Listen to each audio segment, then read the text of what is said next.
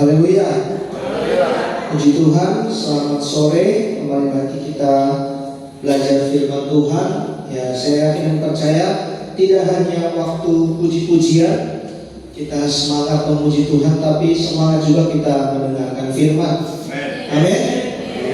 Kalau semangat, saya mau coba tanya dulu. Dua minggu kalau tidak salah, 2 minggu kita sudah belajar tentang tanda-tanda kedatangan Yesus. Ya, tes dulu kalau benar-benar memperhatikan. Ya, kita pertama sudah mempelajari 7 materai ya dalam kitab Wahyu pasal yang ke-6. Nah, yang pertama itu bicara soal apa? Siapa yang masih ingat? Materai yang pertama, kedatangan Yesus yang pertama, betul sekali. Yang kedua, masih ingat? Bicara soal perang dan pembunuhan. Yang ketiga berbicara soal kelaparan dan huru-hara. Yang keempat bicara soal penyakit sampar. Yang kelima bicara soal aniaya, betul, aniaya bagi pengikut Kristus. Yang keenam baru minggu lalu bencana alam. Ya. Yang ketujuh belum ya. Yang ketujuh belum. Nah, kalau kita belajar, kita buka kitab Wahyu pasal yang ke-6, di situ kan judul perikopnya ke-6 materai pertama dibuka. Ya, sedangkan materai itu ada 7. Tapi kenapa cuma 6 materai pertama yang dibuka? Ya, karena sebelum materai yang ke-7 itu ada peristiwa, ada kejadian. Ya, kalau Bapak Ibu Saudara sekarang boleh perhatikan di pasal yang ke-7 sekarang. Karena pasal ke-6 kita sudah selesai. Sekarang Wahyu pasal yang ke-7. Wahyu pasal yang ke-7 di situ dikatakan orang-orang yang dimeteraikan dari bangsa Israel.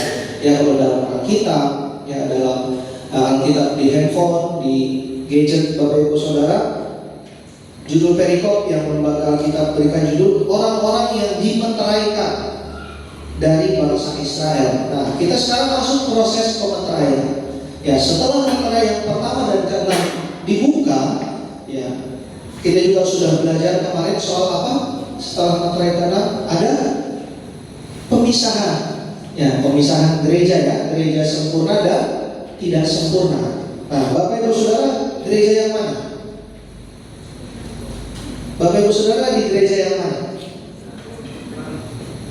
Jangan ragu-ragu Bapak Ibu Saudara. Gereja sempurna. Ya, kita semua masuk dalam gereja yang sempurna. Ya, jangan sampai kita masuk ke gereja yang tidak sempurna. Jadi kita semua masuk dalam gereja yang sempurna. Nah, di pasal yang ke-7 kitab Wahyu, proses pemateraian ini, yang dimateraikan ini adalah orang-orang yang masuk dalam gereja sempurna. Tujuannya apa sih? Ya, tujuannya apa untuk masuk dimateraikan? Tujuannya apa? Waktu di awal saya sudah pernah katakan, tujuan kita dimaterai itu supaya kita terpelihara. Yang pertama, terpelihara. Yang kedua, kita dijamin. Ya, dijamin bahwa kita ini adalah milik kepunyaan Allah.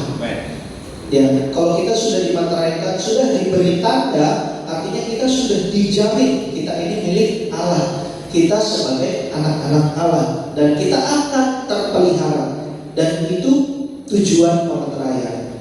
Nah, sementara ya, sebelum kita masuk pemeteraian ke-7, di sini ada proses pemeteraian. Kita baca Wahyu 7 ayat yang pertama dulu sampai ayat yang ketiga. Wahyu pasal yang ke-7 ayat 1 sampai ke-3 saya bacakan, Bapak Ibu Saudara perhatikan. Kemudian daripada itu aku melihat 4 malaikat berdiri pada ke-4 penjuru bumi, dan mereka menahan ke-4 angin bumi, supaya jangan ada angin bertiup di darat atau di laut atau di pohon-pohon. Dan aku melihat seorang malaikat lain muncul dari tempat matahari terbit. Ia membawa meterai Allah yang hidup, dan ia berseru dengan suara nyaring kepada ke-4 malaikat yang di ditugaskan untuk merusakkan bumi dan laut. Ayat yang ketiga katanya, janganlah merusakkan bumi atau laut atau pohon-pohon sebelum kami memeteraikan hamba-hamba Allah kami pada dahi mereka. Nah, jadi sebelum gereja Tuhan atau gereja sempurna ini dimeteraikan, ya firman Tuhan katakan jangan ada kerusakan, jangan ada kekacauan. Ya, di ayat yang pertama sampai ayat yang ketiga. Nah, kalau Bapak Ibu perhatikan di ayatnya yang pertama ada kata-kata keempat penjuru bumi dan menahan keempat angin bumi. Ya, itu di ayat yang kedua. Ada kata keempat angin. Ya, keempat angin. Di sini Bapak Ibu Saudara mesti perhatikan, kalau kita belajar Alkitab, tidak semua itu kita bisa melihat dengan secara harfiah ya. Karena di sini di dalam Alkitab, kita belajar Alkitab juga ada nilai-nilai rohani. Ya, makanya ketika Yesus menjelaskan tentang pelajaran kepada murid-muridnya, kepada orang-orangnya, dia selalu memberikan perumpamaan. Ya, ada perumpamaan-perumpamaan atau gambaran-gambaran. Nah, sama kita belajar juga dalam kitab Wahyu, Bapak Ibu Saudara, ada nilai-nilai rohani, ada peristiwa-peristiwa rohani yang secara mungkin kasat mata tidak kita lihat. Ya, tapi ada dan itu terjadi. Dan kalau kita melihat di sini keempat angin, ada kata keempat angin. Kalau Bapak Ibu Saudara perhatikan, ini bicara soal 4 penjuru bumi. Ya, 4 penjuru dunia. Ya, kita kalau bisa mengetahui ada dalam kompas ya. Ada utara, timur, selatan, barat. Ya, ada 4 penjuru angin. Dan kata laut, Bapak Ibu Saudara, di ayat yang kedua, di situ kan ada kata mengguncangkan laut besar. Laut di sini digambarkan sebagai umat manusia. Ya, umat manusia atau gambaran dari penduduk dunia.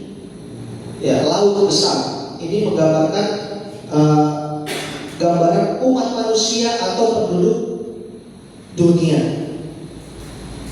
Dan kalau kita belajar dalam kitab Daniel, Bapak Ibu Saudara, apa yang akan terjadi di akhir zaman, Tuhan sudah kasih penglihatan itu kepada Daniel di dalam perjanjian lama. Kalau kita belajar Daniel pasal yang ke-7, Tuhan sudah kasih lihat kepada Daniel dalam penglihatan. Ya, dia mimpi dan dia mendapat penglihatan itu. Tapi kalau kita belajar kitab Daniel, Tuhan bilang rahasiakan, jangan dibuka dulu.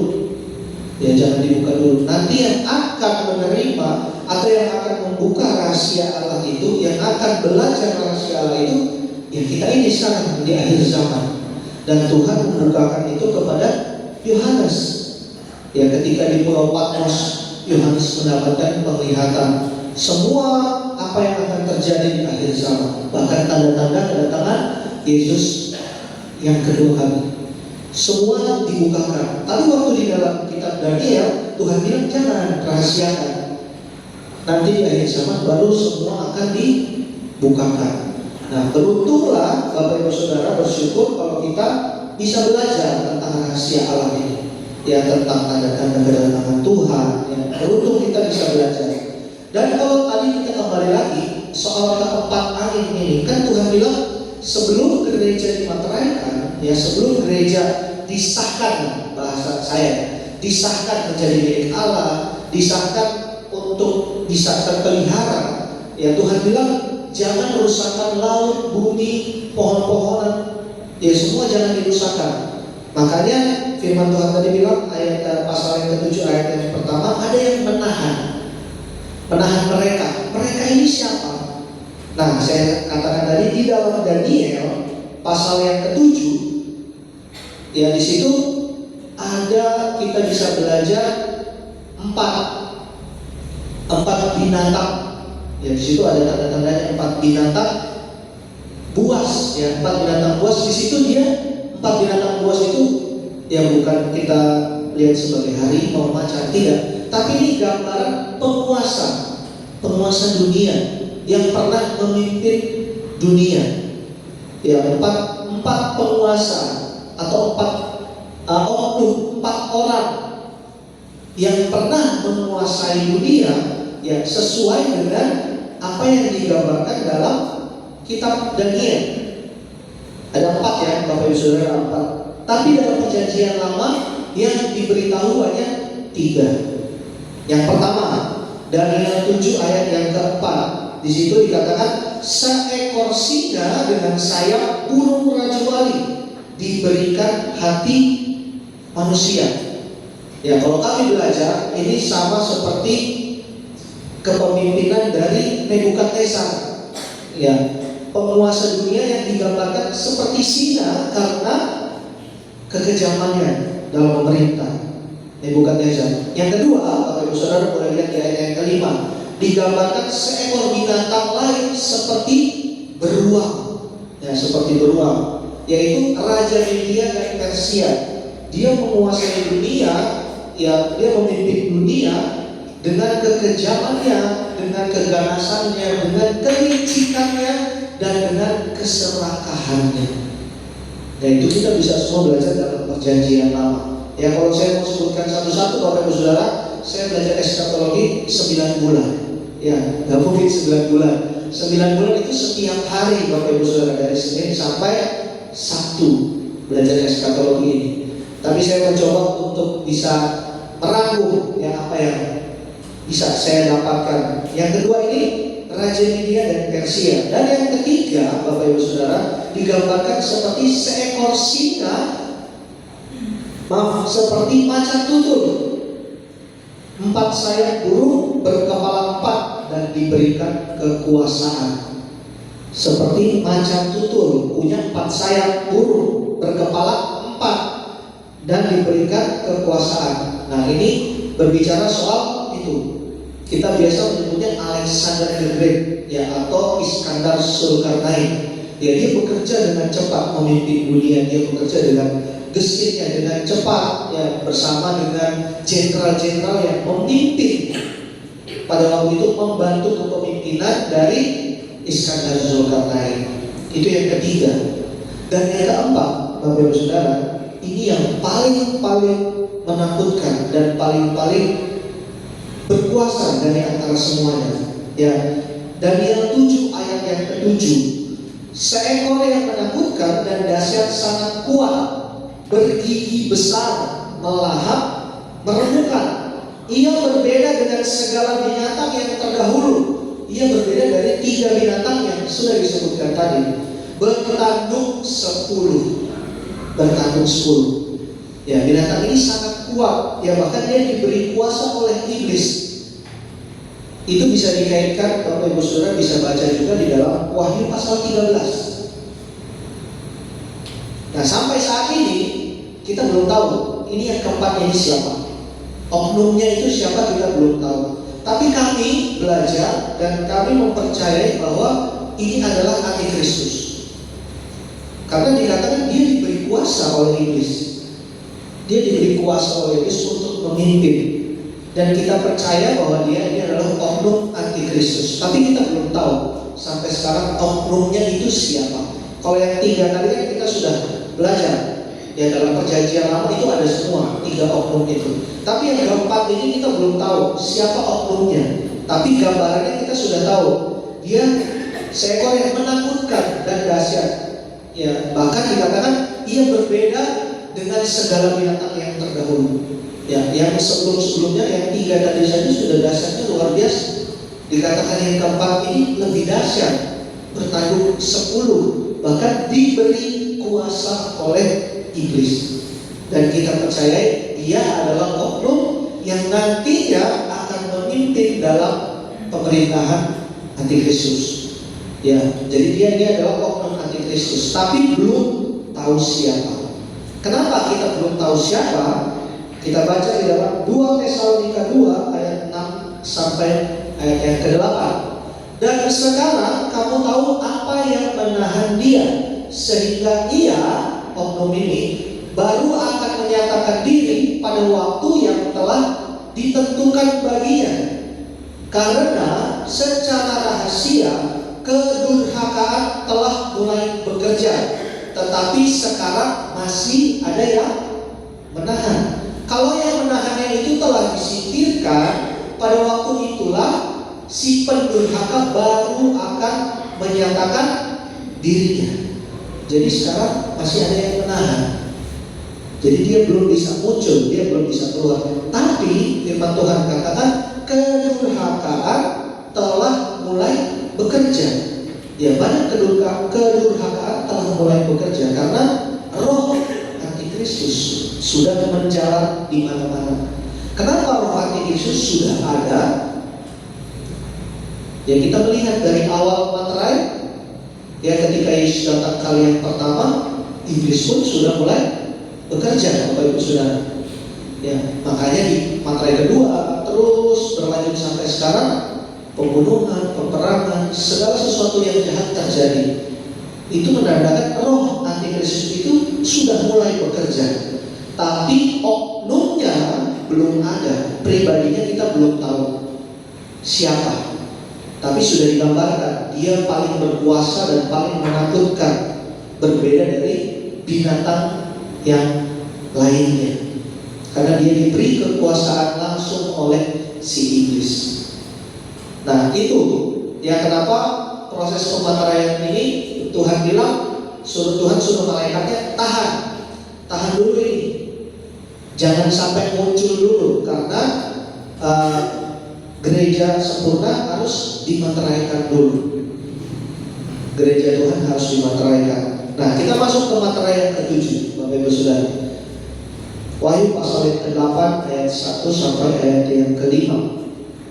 Dan ketika anak domba itu membuka materai yang ke-7, maka sunyi senyaplah sorga, kira-kira setengah jam lamanya.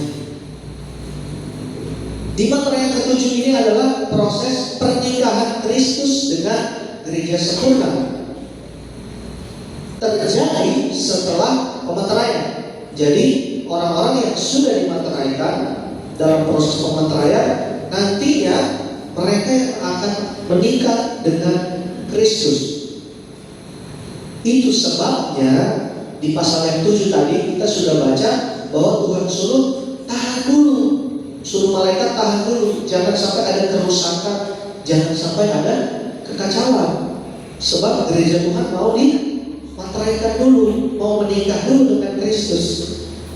Sebab Bapak Ibu Saudara perhatikan, sebab setelah gereja sempurna dimateraikan dan menikah dengan Kristus, dunia diserahkan pada antikristus dan nabi palsu.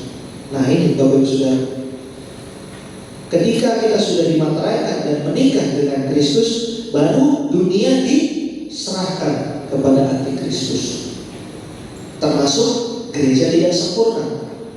Ya, kita gereja yang sempurna sudah diberi jaminan kita ini terpelihara dan kita tidak merasakan, tidak akan jatuh ke dalam pemerintahan antikristus. Jadi materai ke-7 sangat singkat.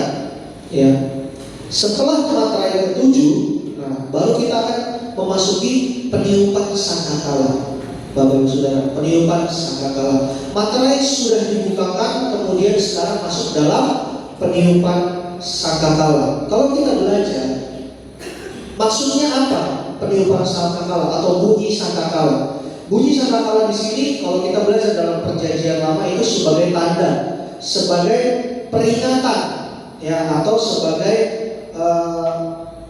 pewahyuan, atau juga sebagai penobatan raja. Jadi setiap mungkin komandan pasukan yang mau mengumpulkan pasukan, dia harus meniup sangkakala. Kalau ada peperangan terjadi, pengintai meniupkan sangkakala, ya, sebagai tanda, sebagai peringatan. Nah di sini setelah materai ke-7 dibuka, disusul dengan peniupan sangkakala. Yaitu, ya, apa sih peniupan sangkakala itu? Peniupan sangkakala itu adalah peristiwa yang mengerikan, Bapak Ibu Saudara, yang akan terjadi atau yang akan menimpa bumi. Makanya ada peniupan sangkakala sebagai tanda peringatan. ya tanda pemberitahuan. Hati-hati kamu yang ada di bumi, sebab kamu akan mengalami peristiwa-peristiwa yang kelam, peristiwa-peristiwa yang mengerikan.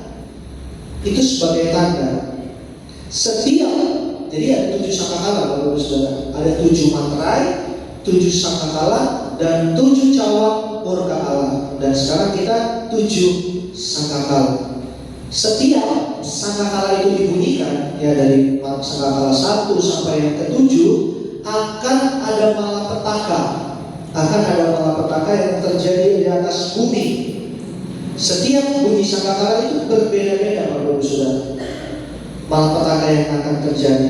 Tetapi ya puji Tuhan, bersyukur buat kita gereja sempurna yang sudah dimateraikan, yang sudah menikah dengan Kristus, akan dipelihara. Ya, akan dipelihara dan luput dari semua bencana. Nah, makanya Bapak Ibu Saudara pernah dengar lagu Walau 1000 rebah? Ya, tahu ya, walau 1000 rebah di sisimu, ya 10.000 di kananmu, tetapi itu tidak akan menimpa kamu. Itu ada di Mazmur, ya, Mazmur pasal 91 ayat yang ke-7. Nah, di saat itulah, ya ketika semua malapetaka terjadi, yaitu Mazmur 91 ayat 7 itu yang akan kita alami. Kita terpelihara dan tidak akan mengalami apa yang dunia alami. Dan kita masuk di dalam sangkakala yang pertama. Sangkakala yang pertama ini penghukuman terhadap bumi. Hujan es dan api bercampur dengan darah. Itu yang malapetaka yang akan terjadi. Dan yang kedua, sangkakala yang kedua itu berbicara soal penghukuman terhadap laut. Sepertiga dari laut itu menjadi darah. Sepertiga dari laut itu menjadi darah. Nah, tetapi di dalam peristiwa sangkakala kedua ini, Bapak Ibu Saudara, kalau kita perhatikan, ada istilah-istilah rohani yang kita juga harus tahu. Ya, boleh di next slide-nya. Nah, dalam ayat 8 sampai 9 dalam kitab Wahyu, ya di situ ada tulisan sesuatu seperti gunung besar, yaitu menggambarkan peristiwa rohani, yaitu kehadiran gereja palsu yang akan mengajarkan agama baru dan berpihak pada kebijakan dan menjadi alat dari antikris untuk menghujat Yesus dan menyembah iblis. Jadi ketika nanti saatnya bunyi sangkakala itu kita dengar, ya disitulah akan muncul juga nabi-nabi palsu yang akan menciptakan gereja-gereja, agama-agama baru, ya dengan tujuan menyembah iblis, dengan tujuan menghujat Yesus. Nah, akan diberikan pengajaran palsu, akan diberikan ajaran-ajaran yang tidak sesuai. Ya, dan berkaitan dengan Wahyu 17 ayat 15, Bapak Ibu Saudara bisa baca. Ya, di situ ada kata-kata wanita pelacur. Ya, ini gambaran ya Bapak Ibu Saudara, bukan secara harfiah, tetapi ini gambaran. Wanita pelacur adalah gereja palsu dengan ajaran palsunya, ya, yang telah menguasai seluruh penduduk bumi yang digambarkan dengan air laut. Nah, jadi gereja palsu atau agama palsu itu akan memberikan ajaran-ajaran sehingga mereka menguasai penduduk bumi. Penduduk bumi yang mana? Penduduk bumi yang tidak dimateraikan oleh Allah, atau tidak menikah dengan Kristus, atau bukan gereja sempurna. Jadi gereja sempurna akan mengalami hal ini, yang tinggal di bumi. Dan kita masuk sangkakala yang ketiga.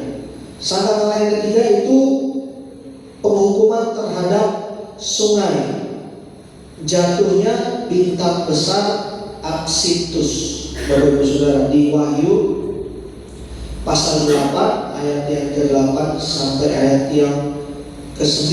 Nah, di sini baru Bapak Ibu Saudara kita perhatikan. Lalu malaikat yang ketiga meniup sangkakalanya, dan jatuhlah dari langit sebuah bintang besar, menyala-nyala seperti obor, dan ia menimpa sepertiga dari sungai-sungai dan mata-mata air. Nama bintang itu ialah Apsintus, dan sepertiga dari semua air menjadi Apsintus, dan banyak orang mati karena air itu, sebab sudah menjadi pahit. Nah, ini yang menarik Bapak Ibu Saudara.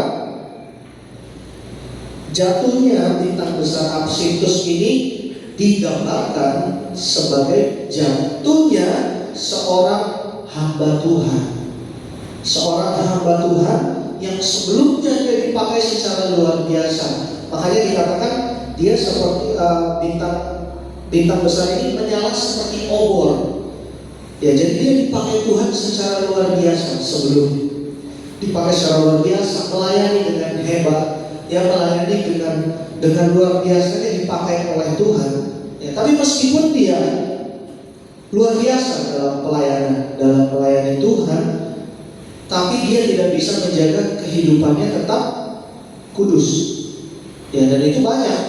Bahkan di sekarang kita melihat bukan satu hal yang rahasia lagi. Bahkan hamba-hamba Tuhan yang mungkin terlihat dalam pelayanannya luar biasa, tapi kehidupannya sehari-hari banyak yang sudah tidak menjaga kekudusannya. Ya, walaupun kita tidak mengetahui betul, ya, kita tidak bisa melihat betul, tapi ada yang seperti itu. Sehingga nanti puncaknya dikatakan bintang Apsintus ini gambaran dari seorang hamba Tuhan yang dipakai luar biasa oleh Tuhan. Tapi karena ketidakkudusannya, sehingga ia jatuh ke dalam dosa. Sebab itu dia dicopot kedudukannya seperti sebuah bintang di langit, lalu jatuh ke bumi. Bapak Ibu Saudara masih ingat peristiwa bagaimana malaikat dicampakkan ke bumi? Saya sudah pernah jelaskan. Ya, dia melayani Tuhan, menyembah Tuhan, tapi karena keinginannya ingin menyamai Tuhan, ya, sehingga dia dicampakkan di bumi. Dalam Yesaya pun dikatakan iblis malaikat ini dikatakan bintang putra fajar, ya, dicampakkan ke bumi. Ya, sama seperti ini, seorang hamba Tuhan yang luar biasa dicopot dari kedudukannya, ya, karena dia tidak hidup kudus.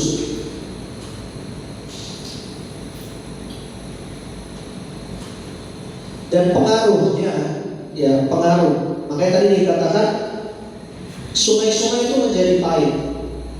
Ya, gambarannya Bapak Ibu Saudara, pengaruh jatuh bintang Apsintus bagi orang percaya dan tidak percaya.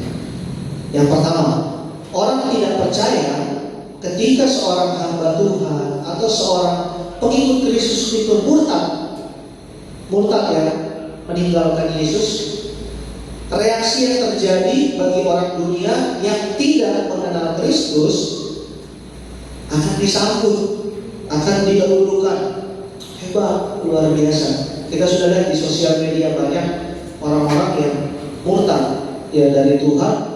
Wah, kalau lihat komen-komennya, wah, luar biasa, begini-begini. Pokoknya dibangga-banggakan, dilulukan, bahkan dikasih penghormatan. Tiba-tiba ada yang sudah jadi ustaz, ya, jadi haji, ya. Itu orang-orang yang dibangga-banggakan dan dilulukan. Ya, yang kedua, orang percaya. Dampaknya apa bagi orang percaya? Imannya akan mati, ya, mati rohani. Dari akibat dari kepahitan yang dihasilkan jadinya bintang Apsintus. Kadang kita jemaat Tuhan melihat pendeta atau mungkin gembala melakukan satu perbuatan yang mungkin tidak sesuai dengan apa yang dia ajarkan, pasti ada perasaan, entah itu sakit hati, entah itu marah, entah itu kecewa, ya. Itu dampak bagi orang percaya yang melihat kejatuhan seorang anak Tuhan atau seorang hamba Tuhan yang dipakai luar biasa. Ya, pasti akan bertanya, kok bisa, kok begini, kok begitu. Itu akan terjadi, ya, sehingga banyak yang imannya juga mati pada waktu itu. Ini pengaruh ketika seorang hamba Tuhan ini jatuh, atau bintang besar Apsitus ini jatuh, yang digambarkan sebagai seorang hamba Tuhan.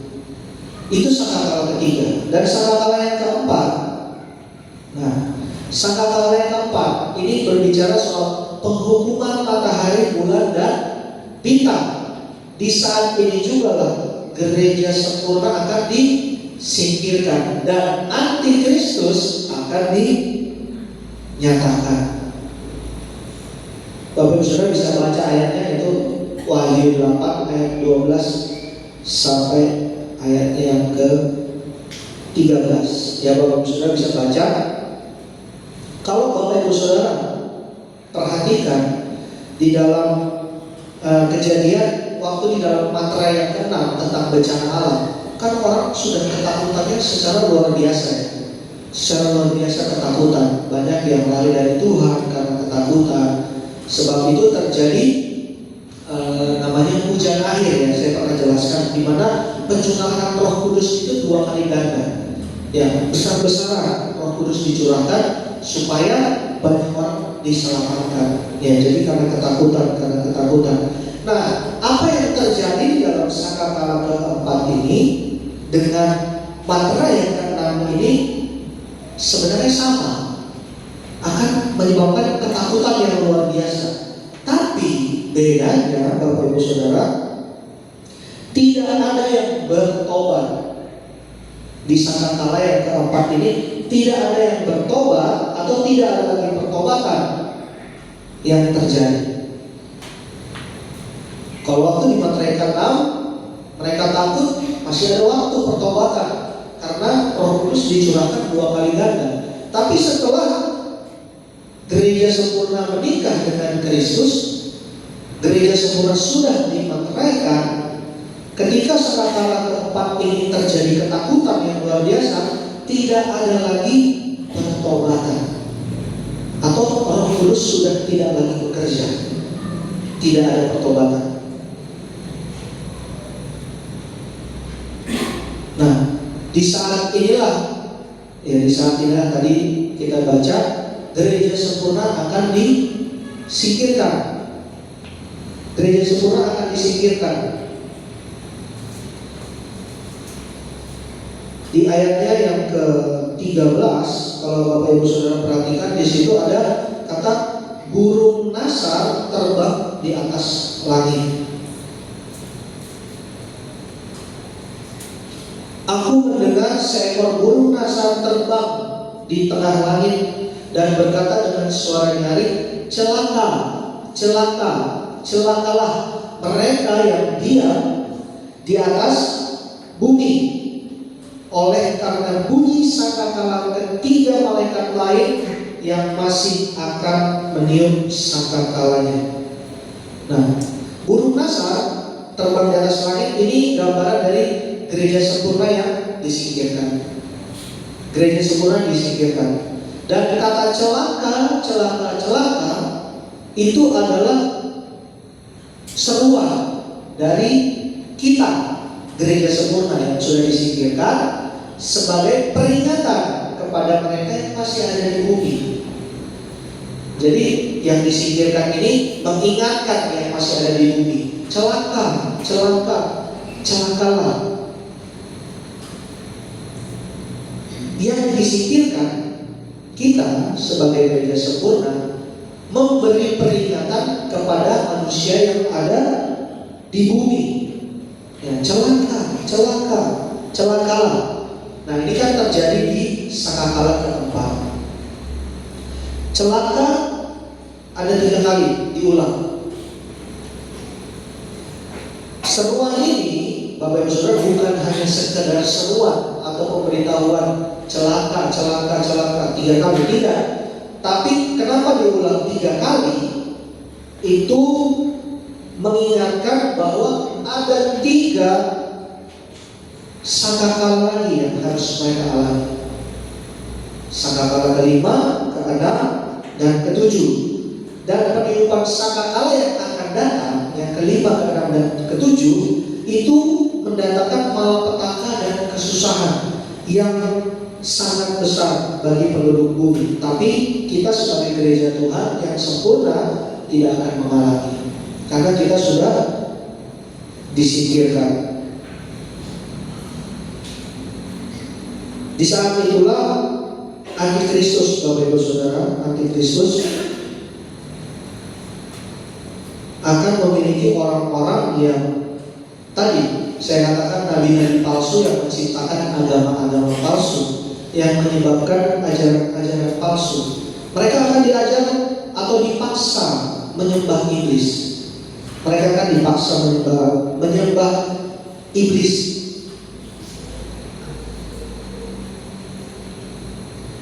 Yang kedua, mereka akan dipaksa menghujat Allah.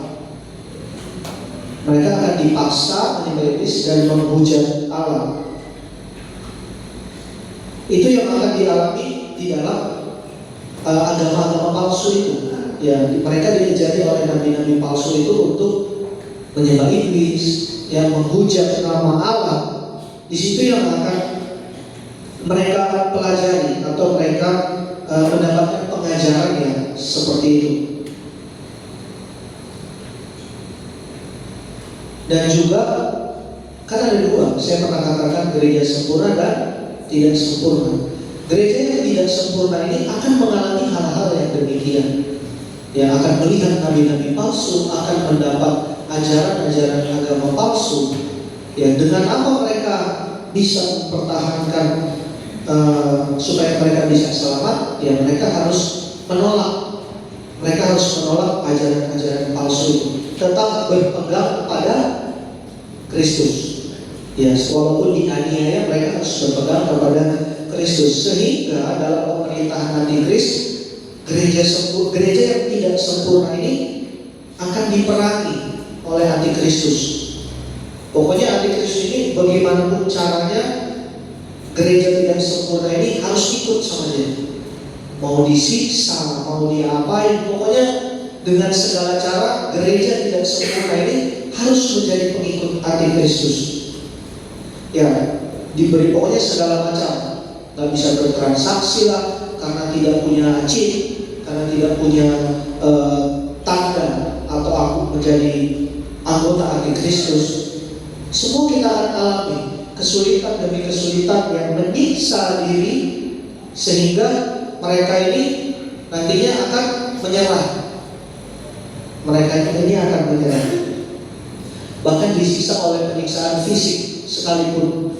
Ya, tapi Bapak Ibu Saudara, tapi karena belas kasihan Allah, nah ini yang menarik Bapak Ibu Saudara, karena belas kasihan Allah, orang-orang yang masuk dalam pemerintahan antikristus akan dipersingkat umurnya, sehingga mereka dapat mempertahankan firman Allah dan kesaksian tentang Yesus sampai ajal mereka. Sebab kalau tidak demikian, tidak ada seorang pun yang sanggup bertahan menanggung beratnya dan hebatnya siksaan yang dilakukan antikristus. Gak ada yang sanggup, Bapak Ibu Saudara.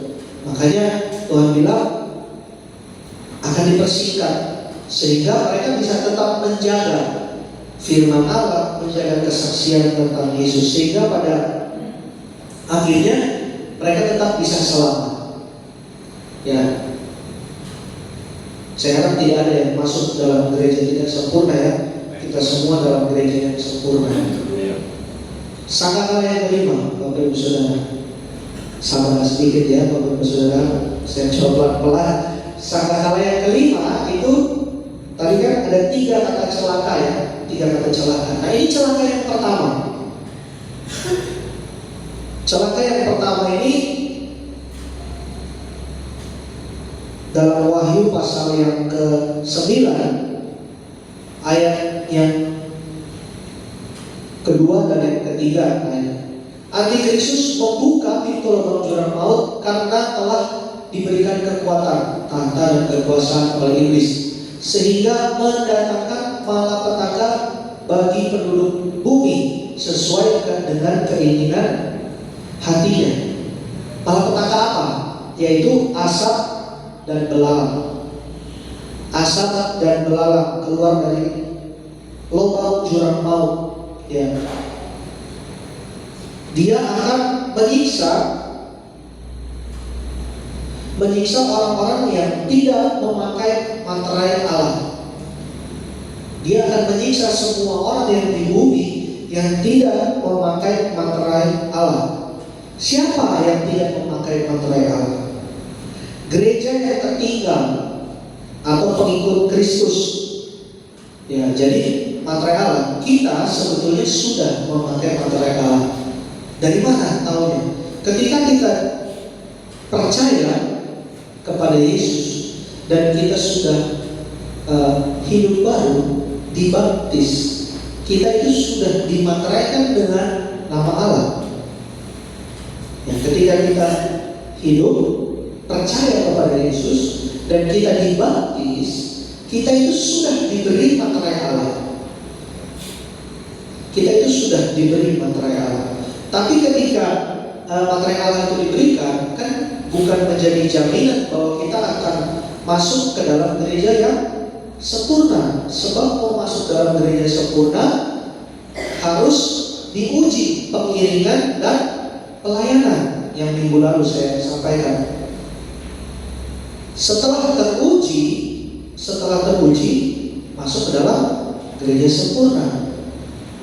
Setelah masuk ke gereja sempurna baru dimateraikan lagi. Materaikan supaya kita bisa menikah dengan Kristus. Nah, jadi gereja yang tertinggal ini adalah orang-orang yang punya materai Allah. Jadi gereja tidak sempurna pun punya materai Allah. Gereja tidak sempurna punya materai Allah. Ya.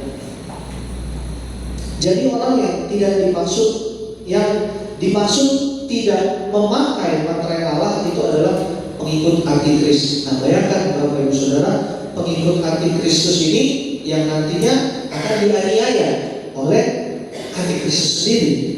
Kenapa? Tujuannya apa? Ya karena pemimpin dari antikristus ini atau oknumnya, dia mau bahwa dia tetap ditakuti, bahwa dia tetap sebagai dicap pemimpin yang kejam. Tidak mau ada seorang pun bawahannya yang coba-coba untuk melawan, sehingga dia harus tetap memberikan rasa takut yang kekejaman itu bahkan kepada anak buahnya sendiri. Dan itu terjadi selama 5 bulan. Sehingga banyak orang pun yang akhirnya tidak kuat memilih untuk mati, bunuh diri. Dalam Wahyu pasal 9 ayatnya yang kelima. Jadi antikristus pun menyiksa anak buahnya, Bapak Ibu Saudara. Dan itu yang terjadi di sangkakala yang kelima. Dan di sangkakala yang keenam, 2 lagi Bapak Ibu Saudara, sabar. Kita perhatikan di sangkakala yang keenam. Sangkakala yang keenam, seruan atau celaka yang kedua. Lalu malaikat keenam meniup sangkakalanya, dan aku mendengar suatu suara keluar dari keempat tanduk mezbah emas yang dihadapan Allah, dan berkata kepada malaikat keenam yang memegang sangkakala itu, lepaskanlah keempat malaikat yang terikat di sungai besar Efrat itu. Nah, jadi di sini Tuhan mulai geram, Tuhan mulai marah. Sehingga firman Tuhan katakan, lepaskanlah keempat malaikat yang terikat di sungai Efrat itu. Di situ ada kata-kata mezbah. Mezbah emas itu adalah doa atau keluh kesah. Jadi selama kita hidup, ketika kita berdoa, menyampaikan keluh kesah kita kepada Tuhan, menyampaikan permohonan-permohonan doa, itu ditampung di mezbah emas di dalam bait Allah. Sehingga doa dan keluh kesah orang-orang percaya yang dinaikkan kepada Allah sehubungan atau tentang kejahatan atau perlakuan yang tidak adil terhadap umat-umat Tuhan. Sehingga Tuhan suruh malaikat ini membalaskan apa yang sudah diperbuat orang-orang jahat ini bagi pengikut Kristus. Dan sangkakala kelima dan sangkakala keenam membawa siksaan bagi penduduk bumi, dan sangkakala keenam membawa kematian.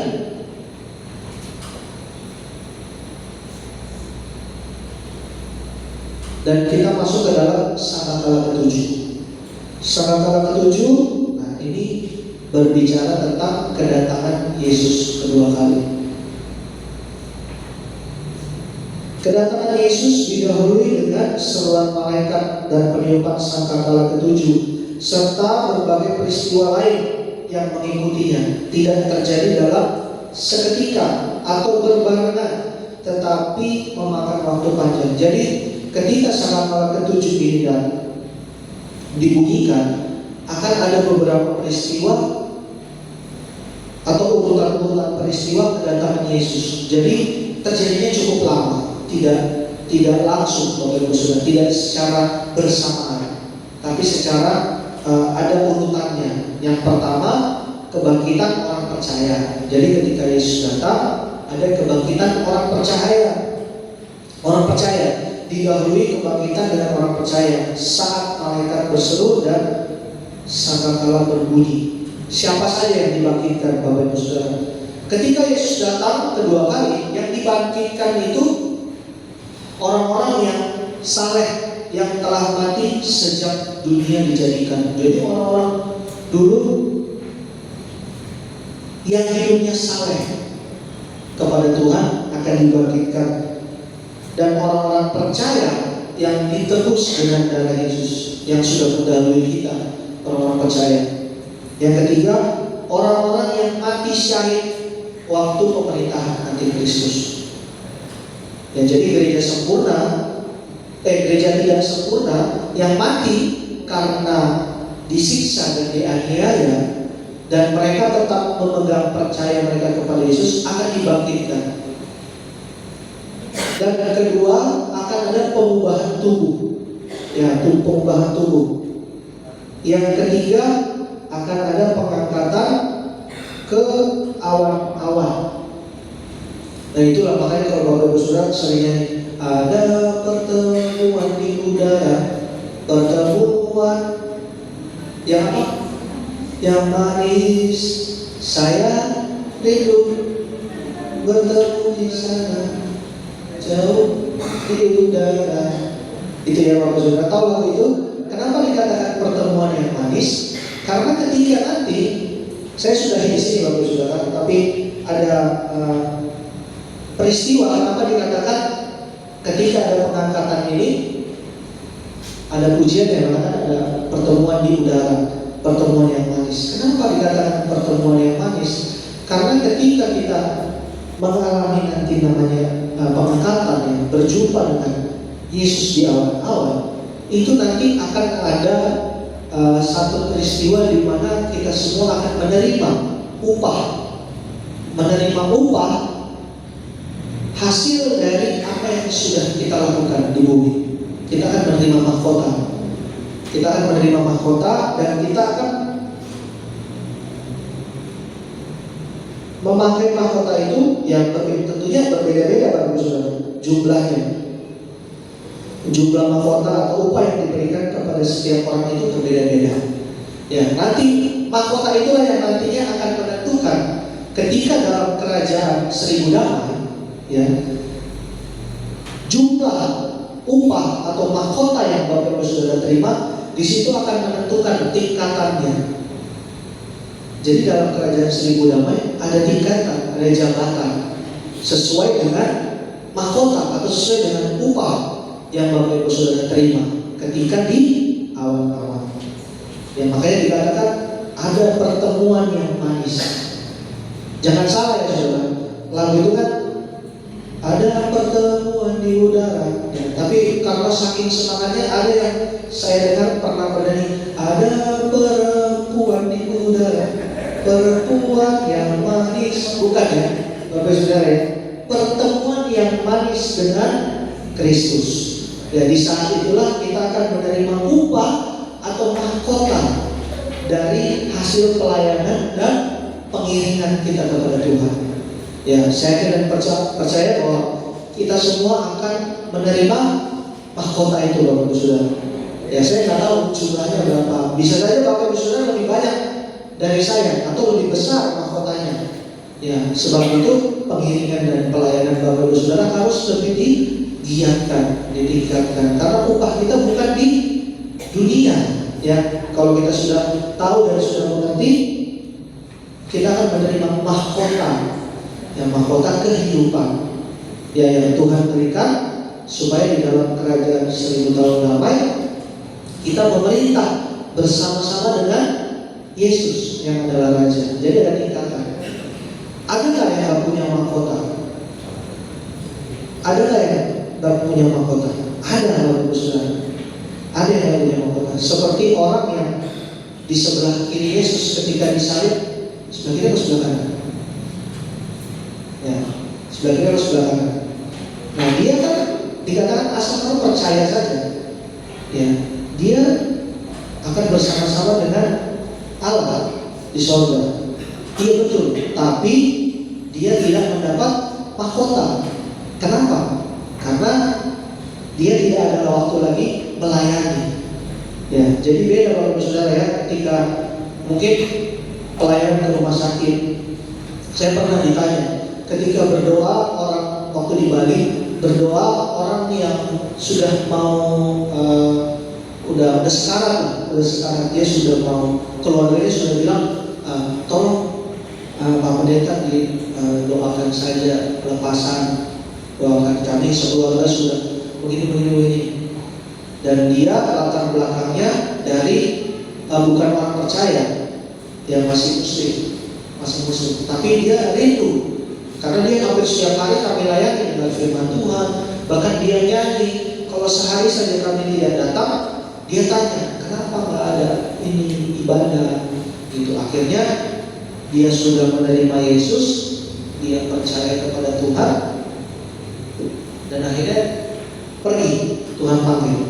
Nah, dalam keadaan itu kita percaya dia yang sudah percaya kepada Tuhan akan hidup bersama-sama dengan Allah Bapa di surga, tapi tidak mendapatkan mahkota karena dia tidak ada waktu lagi melayani, tidak ada waktu lagi mengiring Tuhan. Nah, jadi Bapak Ibu Saudara, selagi ada waktu untuk melayani, selagi ada waktu, masih dikasih waktu untuk mengiringi Tuhan, sungguh-sungguhlah ya melayani dan mengiringi Tuhan supaya mahkota Bapak Ibu Saudara ini pasti luar biasa, itu ya. Pasti mahkotanya luar biasa. Dan kita percaya sore hari ini kita orang-orang yang nantinya akan diberikan mahkota yang luar biasa. Amin, Bapak Ibu Saudara. Lalu yang puji Tuhan, saya sampaikan di sini. Mungkin kalau masih ada kesempatan, satu kali lagi Bapak Ibu Saudara bisa satu kali lagi bisa selesai. Ya mungkin saya minta hari Kamis, mungkin hari Kamis, karena hari Minggu depan itu kan perjamuan ya Bapak Ibu Saudara, perjamuan. Jadi kalau saya kasih kesempatan, saya minta hari Kamis besok, Kamis minggu depan, kita akan selesaikan pelajaran ini. Ya, walaupun tidak secara detail ya Bapak Ibu Saudara, saya tidak menjelaskannya secara detail. Karena kalau menjelaskan secara detail 9 bulan Bapak Ibu Saudara. Saya dapat pelajaran ini 9 bulan soalnya, ya secara detail. Tapi hari Kamis besok, ya bagi jemaat Tuhan yang masih penasaran atau masih rindu mau tahu rahasia Allah, ya kita sama-sama datang hari Kamis minggu depan, bisa selesai hari Kamis minggu depan, karena Desember kan sudah masuk Natal ya, masih dengan kesibukan banyak ibadah dan persiapan Natal. Mungkin minggu depan hari Kamis yang terakhir bisa diselesaikan. Jadi sama-sama kita datang lagi bertemu di hari Kamis untuk kita bisa menyelesaikan pelajaran tentang tanda-tanda kedatangan Yesus kali yang kedua. Haleluya, puji Tuhan.